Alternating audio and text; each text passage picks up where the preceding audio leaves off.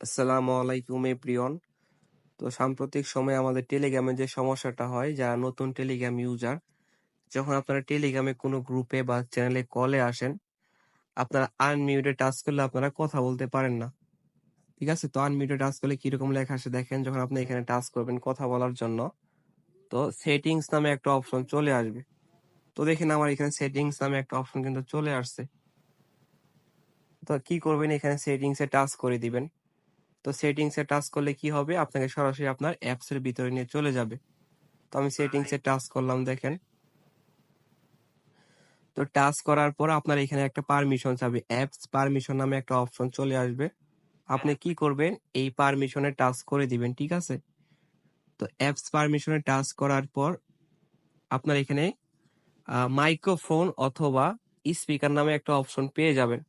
তো দেখেন আমার এখানে লেখা আছে কি, মাইক্রোফোন। তো আপনি মাইক্রোফোনে টাচ করবেন, অথবা স্পিকার লেখা থাকলে আপনি এখানে স্পিকারে টাচ করে দিবেন। তো আমি মাইক্রোফোনে টাচ করলাম, টাচ করার পর এখানে অ্যালাউ করে দিবেন। ঠিক আছে? তো আমি অ্যালাউ টাচ করলাম। অ্যালাউ টাচ করার সাথে সাথে কি হবে, আপনার মাইক্রোফোন বা স্পিকারটা ওপেন হয়ে যাবে। আপনি পরবর্তী সময়ে গ্রুপে বা চ্যানেলে কলে গিয়ে কিন্তু আনমিউটে টাচ করে কথাবার্তা বলতে পারবেন। ঠিক আছে? তো এইভাবে হচ্ছে আপনার সিস্টেমটা ওপেন করে দিতে পারবেন।